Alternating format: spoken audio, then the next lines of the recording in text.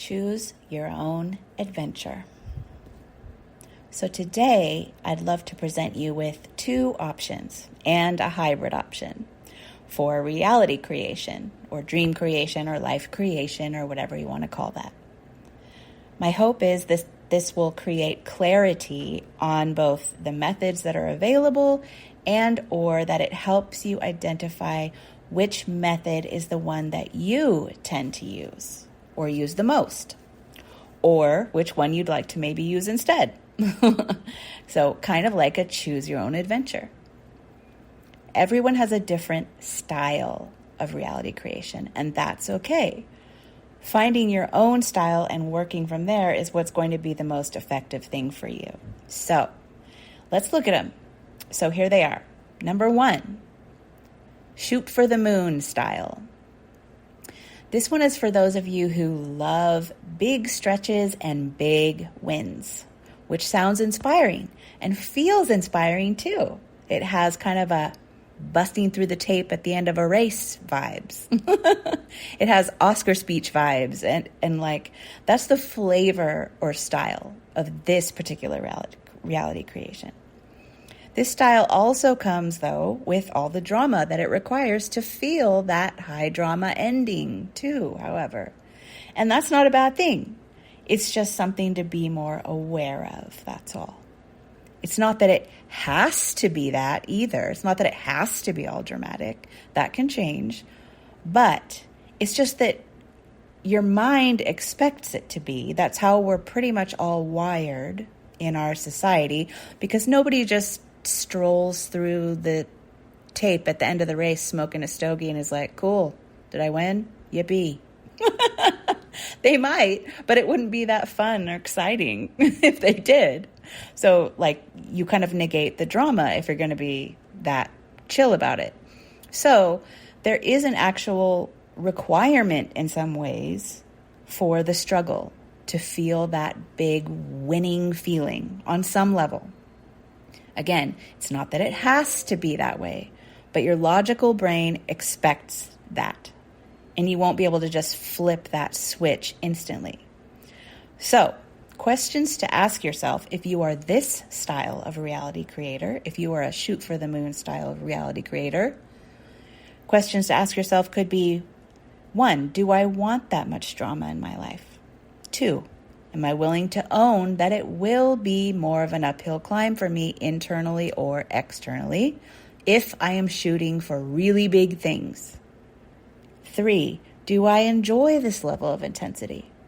Because the answer might be yes. These are real questions for you to investigate with yourself. 4, would I prefer something more mellow? I don't know. Ask yourself. Do I have the burning passion for this thing that this path would require of me? Because you will definitely need a burning passion to sustain this one. Otherwise, you will quickly give up. You have to have a burning passion for the shoot for the moon style of reality creation. Okay, moving on. Now, the second style is the logical and practical, sequential, small steps style. This one is kind of like for those of you who like to make things more logical and more practical and make sense, and you don't want a lot of drama or struggle or stretching yourself mentally, physically, financially, or otherwise.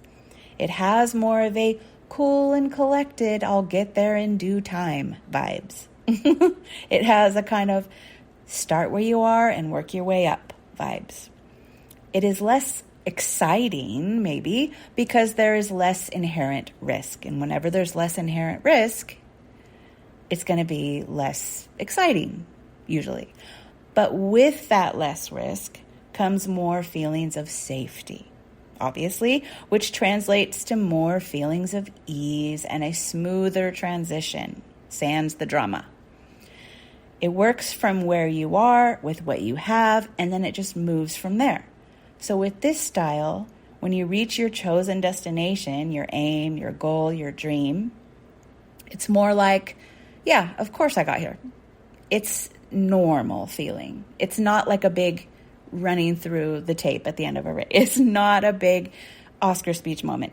It feels more normal. Sometimes you might not even notice you crossed the finish line. It's that normal. And until afterwards, oftentimes what you'll notice is like afterwards, you're like, oh, yeah, I guess I crossed that finish line back in October. So it's not like a high intensity drama kind of vibe, to be sure, which has major benefits, like being able to chill and not have to face big, shadowy self-judgments so much or so often, like crazy or delusional or all the other ones that can come up when you're doing a more shooting for the moon type of style. So, questions to ask yourself. If you are this style of reality creator, if you are a logical, practical, sequential, small step style reality creator. 1, do I want this much chill in my life? 2, or do I want or need a little more spice, risk? Do I want to feel more alive? 3, am I feeling good with the slow and steady, like I'm moving in my chosen direction? Or am I feeling a bit trapped, bored, or uninspired? I don't know. Ask yourself. Check in.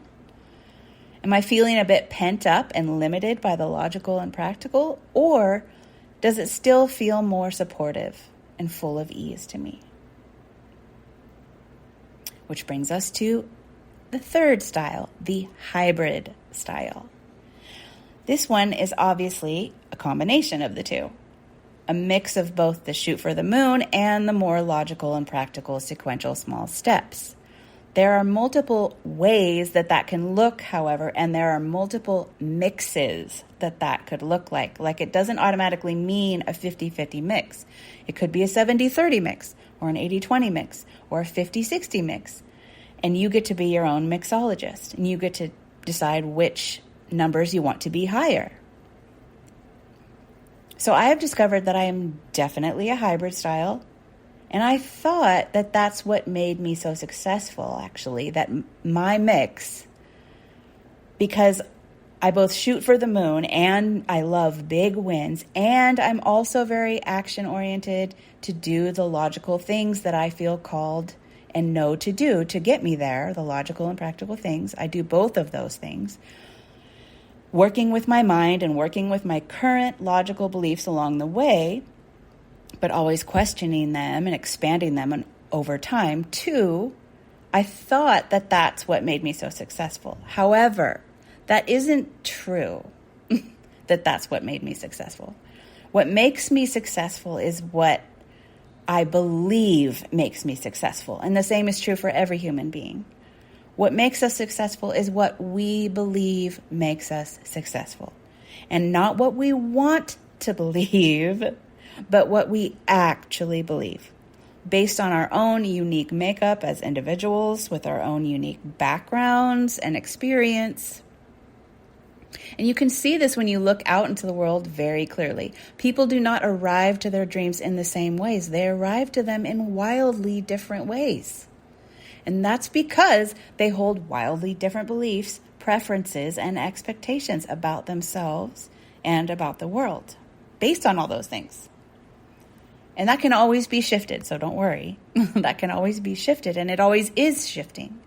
But that's how that happens. So I've played around a lot with my particular mix, from a much higher percentage logical and practical to a totally shoot for the moon, to a much higher shoot for the moon, and a much teeny tiny logical and practical. And none of them were wrong, though I judge them as wrong at different times. But there are some people who are pure shoot for the moon people, and they are made to be that way. They are made for the big stretches that requires, and they are made to be super resilient from the crashes that sometimes happen in that mode, and they enjoy it. Think about like free climbers, like climbing the front of Half Dome and stuff like that. There are people who are made for ginormous stretches, and they are resilient, and they're prepared for what that comes with, or prepared what they believe that comes with. And they enjoy it.